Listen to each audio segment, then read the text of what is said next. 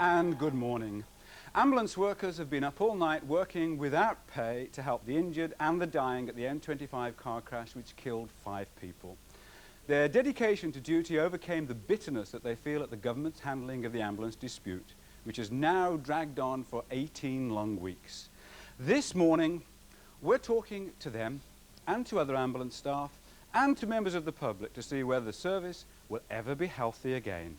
Who's had cause during the dispute to call an ambulance? Who's had reason to call an ambulance? What did you call it for? Well, it was actually called in a shop. A child had been running with the supermarket trolley and hit me in the back. And what happened? Well, I'd say that the handling I got by the army An army ambulance came, yeah. emphasises just how much our real ambulance men are worth. What happened to you? First thing they did was trip over my legs. Although They didn't break them though, did they? No, although it was a flat area, so there was no problem about using a stretcher. They used one of the wheelchairs. Moving me was quite a painful process, and my right leg wouldn't move, which frightened me. I mean, I've got experience with paraplegics, and I know how many of them say it was when I was moved that the damage was done. I felt something. You have to be handled very carefully when you have a back injury. Yes. Yeah. They didn't have the experience. It was quite obvious to me. So you needed more than a taxi driver to help you that day. Yeah. The next thing, my husband and I had both told them that I'd got arthritis in my neck. Those wheeled chairs have to be tipped back. Of course, no support for my head. My head just fell back. I can't support it naturally in that position. When they did put a collar on me in the vehicle, this is the collar. Now, obviously, it should go that way up. They put it that way up. They were very pleasant and courteous, I'll say that for them. Right, so they did as best they could. They did the best they could. But they're not people who are qualified, experienced to deal with that kind of situation. From my own experience with the paraplegics, I know that the way they handled me, if there had been a spinal fracture, it would certainly have done more damage. Right. Joy, you had cause to call an ambulance. What for? My daughter Claire became ill after nursery school one day, and she needed an ambulance, but I got her to hospital originally under my own steam, but because of the nature of her condition, she needed to have a tube put down her throat. What was her condition?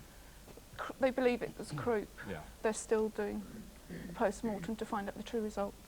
But they put a tube down her throat and then needed to transfer to an ITU bed, which the hospital, because of the cuts, didn't have a bed open. So they transferred her to Central Middlesex Hospital, and they needed a proper ambulance. They phoned for an ambulance, and I know that it took about an hour for the proper London ambulance service one to come. Originally they sent police and army ambulance. I went in a police ambulance. All it was a transit van with a canvas stretcher, which if the doctor, the anaesthetist who took my daughter to the other hospital, had to go in there, I don't think my daughter would have lived the 18 days that she did, which gave me a chance to say goodbye. So you eventually did get a proper ambulance, yes. A real ambulance, whatever we want to call them. Yes. And that was important. So you can now again see the value, the importance of having, in that kind of situation, people who are experienced and qualified. Yes, they could help. You know, she was vomiting up a tube, and the ambulanceman could hold her head while the doctor and the nurse were putting the tube back down again. And they did all that? Yes, they were. One of the ambulancemen was helping. So who else has had cause to use an ambulance?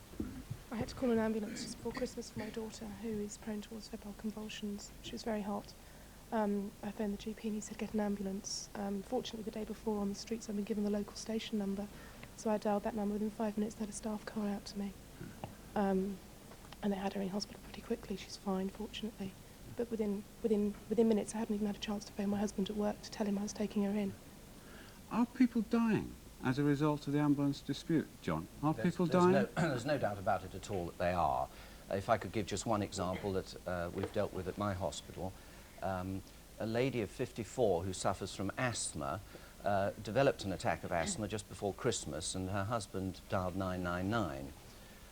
An hour later, a police van arrived with 2 policemen on it. Through no fault of theirs, they have no knowledge of asthma, they're not trained to deal with it. These 2 policemen arrived, by which time she was very breathless indeed, and they quite properly felt that they were not fit to transport her in the vehicle they had. So they then called for an army ambulance, which arrived a half an hour later, and unfortunately she was dead when that arrived. If other people had that kind of experience, how many people do you think are in that situation? It's impossible to say how many people have died, but when we met last week at the Casualty Surgeons Association, one's colleagues from around the country all had examples of similar sort of stories. One man who had been stabbed just before Christmas, for example, the policeman tried to stop the bleeding, and of course when the bleeding did stop, they felt that the patient was getting better, but of course the reason the bleeding had stopped is because he'd become virtually exsanguinated, and he too died. So the police, the police army aren't being able to cope in this situation. We must stress it's not their fault. It's not their fault, no, but No, are they? no. They're not coping. 6 weeks ago, a number, in fact 33 people, removed themselves from the Central Emergency Control in London precisely because the police and the army weren't coping, and people were dying then every day from the ridiculous delays they were having. What example? Can you give me some examples? Oh, people ringing up after an hour and a half saying, I dialed 999 at such and such a time, could you hurry up, I think he's dead now. Now this was happening all day, every day, and not just on 999 calls, on doctors' admissions where we're given an hour's leeway. People were ringing up several hours later saying, well, I think the patient's dead, you might as well cancel the ambulance. You're an ambulance controller? I'm a controller. And you're saying that people are dying, they're being inconvenient, not only dying, but they're also... Their illnesses are being worsened, exacerbated because of the delay, because of the dispute. Yes, certainly. The ones that actually survive. Why are you doing it then? Because we have no choice. In London, it was management that removed the 999 service from the streets of London. Throughout this dispute, London ambulance drivers have said, we are prepared to maintain a 999 service. Management have decided that is not acceptable, and they have taken the ambulances off the roads. That's precisely why we've published the numbers. Bob, why are you putting us through all this pain? If you're actually saying... People have been very good-natured, very sympathetic. People dying, people not being properly handled, could have been perhaps permanently paralysed. Other people, we're told by a casualty doctor, and one of your own people, ambulance controller, that people are dying because the army and the police, with the best will in the world, haven't got the experience. What are you doing this to us for? All ambulance staff are asking for is to be treated firstly fairly and to be treated as the emergency service that they are. In 1986 there was a restructuring which gave ambulance staff the same hourly rate of pay as firefighters, and in 3 years that's the gap between an ambulance staff and firefighters is about 55 pence an hour. So all ambulance staff are asking is that that gap should be reduced, and that they should have a formula similar to the firefighters and police, which will mean that any increase they get won't be eroded over the years, but more importantly, that it will mean that never again will there have to be industrial action over a national wage claim in the ambulance service. Okay. Because what these, are you people, asking for, first of these all? people are professional people. Right. They don't like taking industrial action. They don't want to do it. So in the future, and that's why they're providing you want a A&E formula services. which will take it out of this kind of dispute, just like the police and the firemen have got. But before that, what's the percentage you're asking for? Well, we're asking for 11.4%. And what's on offer from the government? The government originally offered 6.5%, but are now offering what they call 9% over 18 months. The which gap's really, not very wide, is well, it? which really is not 9%, of course, because what they've done, they've borrowed money from next year. So really, it's worth no more than 6.5. It's like saying, you know, I'm a bit short of money this week. I'll borrow some money from next week's wages. Of course, when next week comes, well, of course, you're short of money next week. So it's an unacceptable offer. I think this is giving a very distorted view of Ken Clarke's position, because I think he has throughout tried to respond to the criticisms and to the demands of the service. You were offered 6.5% along with other health service workers, which was initially thought to be all right, and was then subsequently rejected by your members. He has tried to respond to that by saying, well, we can at least improve on that by making it 9% over a slightly longer period, and then we'll talk about it. You asked in the middle of negotiations for parity with the firemen, and he's tried to respond to that by saying, well, look, we can't just do that overnight, but we will at least look at the paramedics and the special skills because they are comparable, obviously, with other emergency services. So he has, in fact, tried to respond, and what I think is disastrous is that the ambulance men have been prepared to put patients at risks and not, in fact, accepted what have been responses from the Secretary of State, and I believe this very damaging dispute could be brought to an end by people being reasonable and recognising that you cannot change the terms halfway through a set of negotiations. There's a very important thing that has to be said. We made it quite clear from day one of this dispute that if the Secretary of State would agree to put his case, which he thinks is so good, to arbitration, we would immediately call off the dispute and would accept the outcome. Just Now a minute. Just a minute. That's a very fair. That's a very fair and traditional way of. No, that sounds very simple, but it's not so simple, because there's never been any provision in the Whitley Agreement which governs you for arbitration. If for you, then why not for all the other health service workers who accepted without arbitration? It sounds simple, it sounds like a nice, easy solution, but it isn't, because others have gone ahead without it. Got and there's no reason other to ambulance make it workers, other ambulance workers on the shop floor. Well, everybody seems to be sticking at the moment around this percentage offer. There's far more that we're asking for than just this percentage pay increase. We're asking for a pay parity deal. We're asking for things that will take us away from this situation, that so that this doesn't have to come over again and again every year we're in this position. We're also asking for reducements in our retirement ages. We're asking for a lot. We're asking for no more than many other people have already got. Are they being greedy, Chris? Of course we're not being greedy. Hang on. Are they being greedy? I don't think so. I've been involved with this dispute through the St John Ambulance. Then? No, I think they deserve what they're asking for. Some of the things I've come across, even though I'm a student nurse, and I've had some form of training with the St John Ambulance, there's no way I could actually deal with this. You'd be happy for ambulance men, taxi drivers, Kenneth Clark. I'm not using that provocatively. I'm using. No, I'm not. I'm using the Secretary of State's description. That's what he said. You're happy? Yeah, of course. All right, professional. Yeah, but all right. Yeah. You're happy for professional drivers to be paid more than a qualified nurse? No, they may be professional drivers, but they're also trained to a high level of first aid, and they've got an extreme level of interpersonal relationships as well. Otherwise, they wouldn't be able to deal with the patients they come across. I think there should be a two-tier structure, one for the emergency service, which should be on parity with the other emergency services, the police and the firemen, and the others who, in my opinion, are just glorified bus drivers. They're paid far too much already, I think. Glorified bus drivers? I think they're paid far too much. No, it's already a two-tier system anyway. So you're saying what that most ambulance workers shouldn't get a pay rise that would put them on parity with police, parity with firemen? You wouldn't go along with that? Yes, I think the other that are just bus drivers, they're well paid in fact now, really. It's not over true. £10,000. They're not just bus drivers. When they go to collect an outpatient, that outpatient needs help, or they wouldn't be having an ambulance. Yeah. It's not just a taxi pulling up outside and people getting on. You actually want a bus driver to take your mother and father into hospital, dear, for outpatients treatments, for their aftercare treatments after accidents. Do you prefer a bus driver to actually do this for you, would you, for your mother and father? No, what I'm saying is there should be a two-tier one for the emergency service part of the ambulance, and then the other should be in with the Whitley Council from the other National Health negotiations. You've got no argument there, because that already exists. That is how the service runs now. Are they a special case on you, ambulance workers?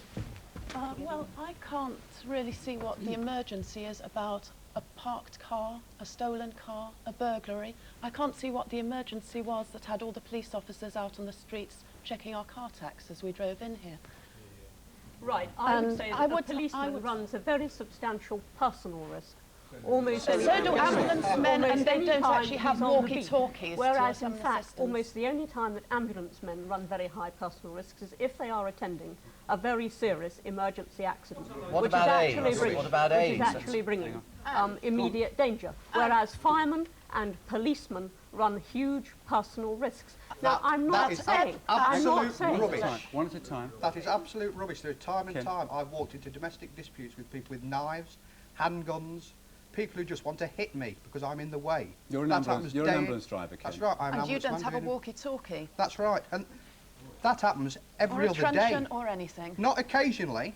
It happens every other day. And it happens to the policeman who's walking his beat pretty well every day. Now, I am not saying... Quite correct, it happens to me. I'm not saying that there is never a case when the two are comparable. What I'm saying is that a lot of ambulance work, a lot of it, is restricted to driving with no personal risk. Now, there may well be a case for responding as Ken Clark has responded and saying that there is some comparison and that we can reward that comparison, but you cannot make a blanket comparison. But the be-all and end-all of it is that the government wants an emergency service on the cheap. The paramedics, who Mr Clark are always talking about, have to buy their own equipment. Absolutely. It is all bought by charity. The training isn't funded by the health service. I passed an exam to go on a cardiac course 3 years ago. I have not been sent on that exam yet. Which is why he's prepared to look at paramedic conditions and reward it. But there which is why he's prepared to look at it. There are 260 in fact, ambulance he's listening men to you. in... He hasn't been prepared to do it for 15 years, so why should he start to do it now? The advanced training's been in the ambulance service for at least 15 years. People have been pushing for 15 years to get this recognised. Until a dispute arises, nobody's really interested in the paramedic. You can do it all on a voluntary basis. You can go out and beg, borrow and steal and get your own equipment. But when it becomes part of a dispute, the government want to intervene. They've never wanted to intervene. I can't see the reason for them intervening now other than to try to destroy the dispute. What they should be talking about is not looking at each individual case, but looking at resolving a dispute. We want to resolve the dispute. We want to get back to work. We don't want to be on the streets begging the way we are. I'm fascinated to hear you think the government shouldn't intervene, because I was under the impression you were criticising them for not intervening and taking over. Part of the resolving the dispute is getting agreement amongst the parties on the status of the ambulance workers, on their experience, their training and all the rest of it, of whether or not they're equivalent to fire, police, other emergency services. Are they a special case, do you think? I don't think they're a special case, not by any means. And I think one of the best things I heard was quoted in Nottingham when one of the Nottingham radio people went out with an ambulance man, and he said, "We deal with human beings. I wonder what he thinks the army deal with when they're out. I mean, when they're out in service, they're still dealing with human beings." Lisa, you think they're a special case, don't you? Yeah. You wrote the letter Yeah. to Kenneth Clark.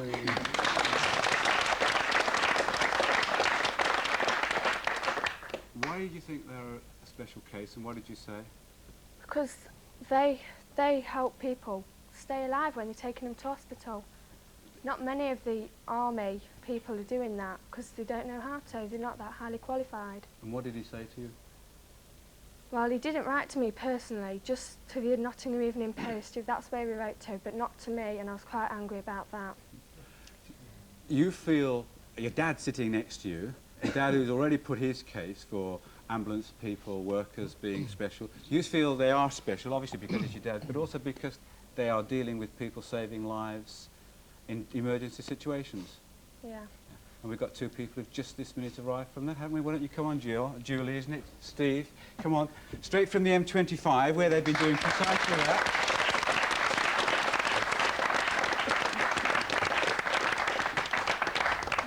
You've just come straight now from the M25. What were you doing there? We were attending to the accident call that we received about 20 to 11 last night. Yeah, and what had happened there? There was about 45 cars and vehicles in a multiple pile-up on the M25. How many people were injured? I believe 11 people were injured, one seriously, yeah. and 5 people. And how many people killed too? We said 5 at the beginning of the programme, is that correct? Yes. 5, yeah. We've got some, I think, film of that actually the accident, what it was like there. Can you explain, or can you describe what you found when you got there? Well, it was just chaos. I mean, it was foggy. 45 vehicles involved, which we found out this morning. And as I say, we had to sort of walk 200 yards to get to where we was needed. What did you have to do when you were there? We were working alongside the London Fire Brigade. But really, we were just standing by to remove some of the dead people. Why did you go? Because we were that's needed. my job. But I thought you were in dispute. Well, we are. Why did you go to the emergency then? Because that's where we were needed. We've been there all the time. You felt it was more important to be there than to stand by and support the dispute that you've been supporting for the last 18 months? That the I was supporting the dispute by going. Right. I'm only asking the questions to get the answers. Yeah. I'm not implying any criticism. Of course I wanted you there, and I'm very glad that you went there. People here, you didn't hear. You just literally arrived the minute that Lisa was started talking. Lisa was talking about, lots of other people were saying that ambulance workers are a special case, that you need parity at least with police and firemen because of the kind of work you've just done, that you're not just professional drivers or taxi drivers, as one newspaper called you, that without your experience and what have you, that people like Pamela here might have been more injured because she called an ambulance and was dealt with not very well by well-meaning army. Are you a special case? Definitely. Definitely. We were needed at that scene last night just as much as the fire brigade and the police. So what should you be paid? A decent wage for what we do.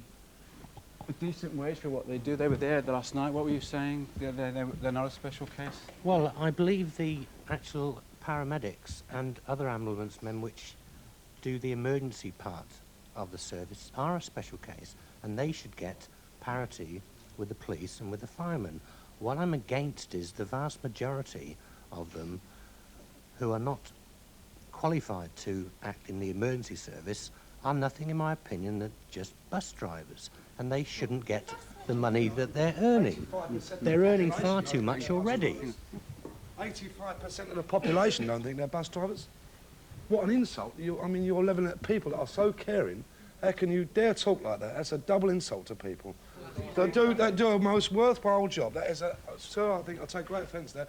You're not talking on behalf of members... Are you an ambulance No, driver? I'm not. I'm a publican. And I've been taken to hospital in a very bad state when I died on the way to hospital. For these people, I wouldn't be in here. That went to work on me and saved me. And I think that's it. Well, no, then pay them a fair wage. Members of the public have never believed that they have been paid anything less than on a parity with the general members of the public, and I happen to be one of them, on a general parity with the fire brigade who do a marvellous job, again, the police do. So how can you insult these people saying they're bus drivers? I agree with you on the emergency service. It's the other part that I'm saying. Then let the government stand up and be counted and deal with the problem professionally. They must listen to public opinion, the support these people have got, that they're out on dispute, not strike, because members of the public are backing them to stay out on dispute.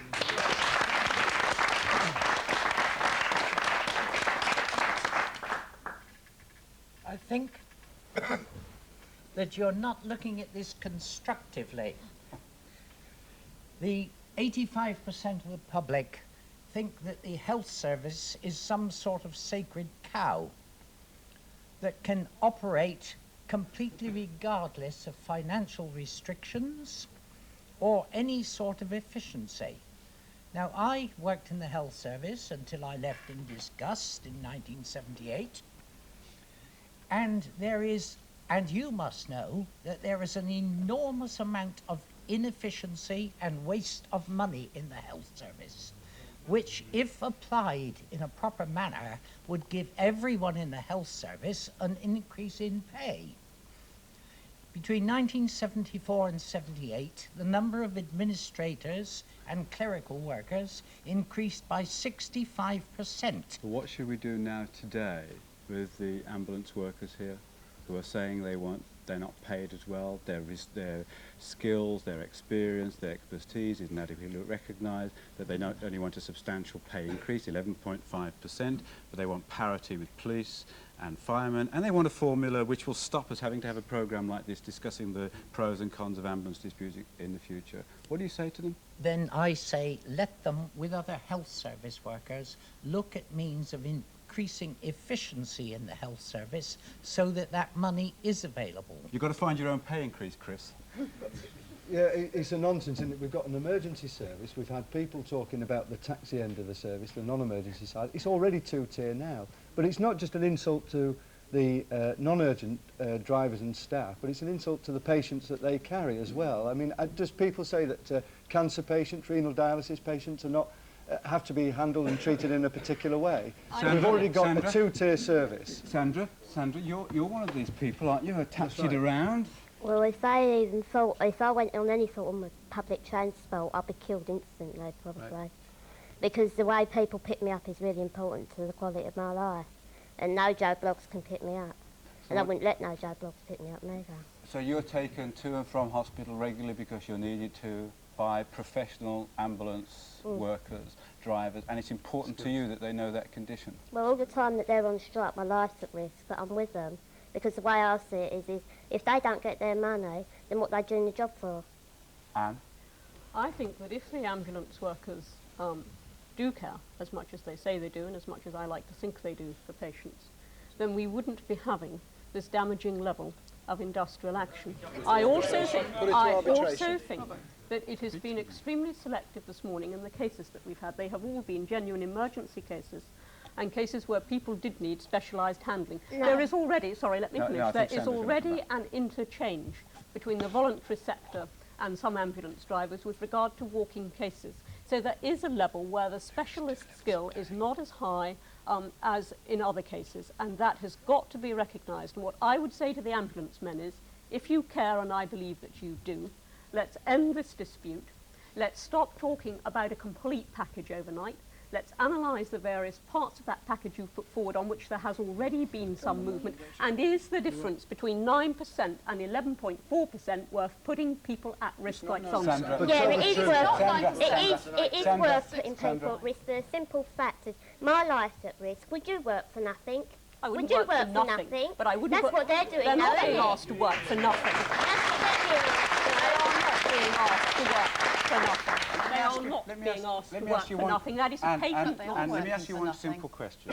You obviously then don't regard them as a special case. You don't think they should be treated differently to other groups of workers? They've already been offered a deal far in excess of other health service You're workers. politicians still on it, but you're not. You don't. Are they a special case?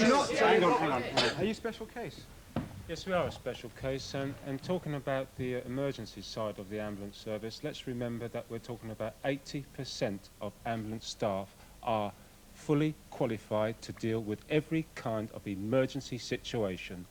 And on the question of arbitration and pay, and a pay formula, I think there's been so much dishonesty on this. If British rail workers and the post office counters workers are entitled to have arbitration, isn't the emergency ambulance service entitled to arbitration? And on the question of a pay formula, I don't think you're aware that your Prime Minister, when she was the leader of the opposition, she stated quite clearly in writing the following.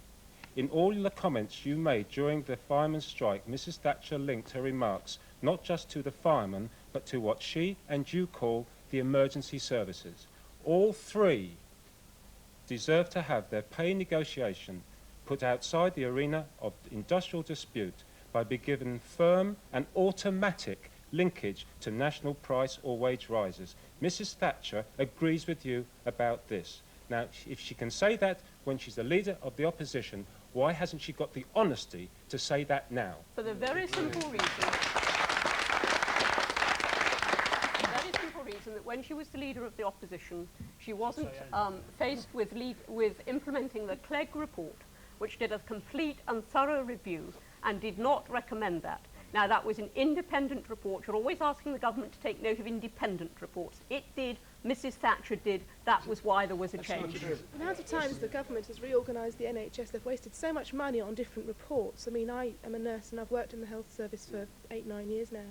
And every other day they're restructuring, they're regrading. I mean, that's wasting money. People having to apply for their own jobs and losing them or getting them. That's wasting money. How much further are you going to go? These bus drivers that are being constantly referred to, these ambulance personnel as bus drivers, let's make one point clear. Our bus drivers earn the princely sum of £7,000 a year, which is far below any other bus driver throughout the country. You mean ambulance drivers, just so we don't get any confusion. When you say our bus drivers, you mean ambulance? As they're being referred to, ambulance drivers. They earn £7,000 a year. And make no mistake, sir, they are the future of the ambulance service. We're having trouble retaining these people under normal circumstances. Now, if we get the princely sum pay rise of 10%, these people will earn £7,700 a year, which doesn't break the £8,000 mark. If we can't hold on to them under normal circumstances, and they are drifting away already, then what future have you got to get any qualified ambulance personnel that earn £10,000 a year? If you want to privatise, by all means privatise, but you've got to ask yourself, the infirmed, the people that need to go backwards and forwards for their daily outpatients treatment, the geriatric patients that can't walk to and from an ambulance, that need to be carried up and down flights of stairs, can only be handled by one type of person, and that is a professional ambulance person, albeit an AP person or a qualified ambulance What's going to happen if there isn't a settlement? Is the strike going to get worse? We're not on strike, Robert. Sorry, the dispute. Some people are, aren't they? Some. No. I thought we were. Come on. Yeah, well, no, get looking shifty like that. You're on strike, aren't you? I'll be honest. I work at Isleworth Ambulance Station, which covers Feltham and Twickenham, 2 satellites. And just before Christmas, we decided we'd had enough being abused by everybody. That we pulled the plug. And we said we were now not going to work anymore because we've got management taken off pay since the 15th of December. So you are on strike. No, technically we're not, because management have taken our pay away from us, so they feel if we're not being paid, then we're not probably should be working. So you're locked out then? Sort of. Whatever. Right, But okay. There's two the kinds of dispute. One is what the ban on overtime and emergency working. You're not working at all. No, and I've been taking calls. I'm a senior student on our station, and I've been taking the calls from the public, and I've been explaining to what's been going on, what we've done. That's from doctors from the hospitals, that's from GPs, and that's from people, the general public. And they've all said to us, this is what you should have done ages ago, because you're not going to get anywhere until you do it. And I believe me, and I hold my hand on my chest, say that I think the public will. Who agrees with that? Who other ambulance workers go? Who agrees with that? His ambulance station last night, for all the conditions that he's working under, went to the M25 when they were called. So did 2 other ambulance services. You nodded your head when he was talking about strike. I think it's about time we had an all-out strike. Everybody came together. We will always act in an emergency. If there was a major accident, we'll be there, whatever. But it's time that it all come to a head, and we had an all-out strike. You would support that? That's an immoral. You would support? No, that's an immoral. all-out strike. Hang on. One at a time, Anne. Immoral for that sort of service to have an all-out strike to put patients at risk for 2.4%. Why don't you give up your 10%? It is totally immoral. My friend here's coming back. That statement was raised a lot of questions about the caring face of the ambulance Definitely, let's service. hope that everybody's listening today who's an ambulance driver, and we can all come together and end it here and now today. By going on an all-out What strike. other ambulance drivers agree with that all-out strike? You did too. You actually did. You don't then. You don't. Do you agree with Anne that it's a moral suggestion? No, I don't believe it's immoral. I just think that we have magnificent public support, and I think we should stick with the public. And I think that the way the unions have negotiated and the way our public image has come across, we should stick by that. So there's a disagreement between you? No, he's right. We have had magnificent public support. But he doesn't want to jeopardise I us. do believe it'll still be there. They're Will it still still with be us. there? Telling us Will it still be there if they go on strike? I don't think so. Here's one of your most vociferous supporters this morning. I don't think that. I think Not an ambulance driver. The government. No, I'm not. I'm an independent person. I'm a publican, self-employed. But I don't think you want to abuse the public support which you've had, which has been marvellous and which will continue. I'm quite sure. And I don't agree with the dirty tactics the government's come with. They will have to listen. They were put in on a majority. They will have to listen. They will have to listen to the majority of people that have kept you out in dispute. It's those people that are remain. Hang on, my love. They are maintaining your strong position at the moment. You are on equal parity with the police and the firemen, and so you should be. But don't abuse. Well, yes, but they will have to listen. They will have to. Can we just make the point? Hang on. Can we just make the point that at the start of this dispute, we did consider the tactics that we'd employ, and we did have a look at the question of strike action. Undoubtedly, many ambulance staff feel that that is the way to bring the dispute to an end after 4 months. But it's still, in our view, the right thing to do to continue to provide that emergency level of service. If the management want to withdraw it, as they have in London, then that's their decision. But we'll continue. Yes, but we will continue, and as our colleagues did last night, we'll continue to respond to any emergencies. We'll continue to respond to calls put through by the public and by the hospitals. What about Sandra? And we'll continue. Here's the supporter. No, hang on. Here's another example. Sandra, supporter. Not an emergency case, but needs the special expertise and the sympathy and the knowledge of ambulance-men. You won't be taking her for a treatment. No, we haven't. You haven't been. Are you going to support them if they continue to support them, Sandra? If there's a strike, an all-out strike, Yeah. would other people? Yes, who's saying yes? Sandra's parent. Yes, I am prepared to stand by all ambulance crews, and I think it's highly insulting the way the Conservative MP has spoken here this morning, saying about a caring attitude. You know, as far as I'm concerned, that's all the Tory government is, a non-caring attitude. Everything has been crumbling for a very long time, and now our ambulance service is following suit. I think they have a great deal to answer for. I think if the ambulance men were to stage an all-out strike, they cannot put the moral responsibility for that on anybody but themselves. I don't But believe if you gave the money, I do not believe they would do it. if you gave the money that they was entitled to, they wouldn't need to go on strike to start off with. If they was given what they was right to get. All we would do would be to unleash the old pattern that all you have to do to get pay rises is to hold the sick and the vulnerable to ransom. We cannot do that. Hang on, my friend. All right, then, just quickly, straight from the M25, gives you the reason, gives you the authority to speak. Right, we have done everything else that is in our power in London, bar strike. What else will you listen to if you won't listen to a strike? We've tried everything else possible, and you still say we're not even an emergency service. You say a dustman is an essential service. What am I? I was at the M25 last night, not being paid, carting out a small, well, I think she was a 13-year-old child from a car that went from the size it normally was to about a third of that. And you tell me I'm not an emergency service. What was I turning up there for then? Said that one. That's what you say. That's not what the government says at all. The government says there are different levels of skill and different levels of service being produced by the ambulance. Bob, how do we resolve this dispute in the end? We've all got to learn to live together, haven't we? We have to, at the end, ambulance workers do have to go back to work, however long it's going to take. How can we resolve it? Of course, and we stand ready to negotiate. But I just want to say this. I don't think it's possible for this government to go on flying in the face of public opinion. It's all right going around Eastern European countries telling them they should listen to their public. Well, we know now on a series of opinion polls, a 4.75 million petition that the public want fair settlement for ambulance workers. How can we settle and this? We need to settle it. Right. Isn't there no way the government and the ambulance workers can come together and bridge this gap quickly? One, there's arbitration, and I would like to say that there's no arbitration in Whitley. Nurses and doctors have a pay review body which is arbitration. But what we've said this week, we've sent out an olive branch to the government for them to respond to, and that is that we're prepared to negotiate on our 11.4% offer, that our claim, and also that we're prepared to look at other mechanisms if they're not happy with the linkage with the firefighters. But what we're saying, we want a mechanism which maintains the value of any settlement, because we don't want to find ourselves in the same position in a few years. An independent voice. An independent voice. Quickly then, very quickly, 2 seconds. But also we want something that means that there's no need for industrial action ever again in the ambulance service, and that's what everyone wants. How should we settle this? They should get their pay rise. And I think a lot of the time they're looking at the wrong point. Why look at paramedics alone? They all deserve a pay rise. It's only 4 paramedics, fully qualified paramedics with their cardiac training in the whole of London. It's not just paramedics, it's the whole of the service that needs it. And when you talked about the service for one way or another, it has to be settled, and we have to learn to live and work together. See you in the morning.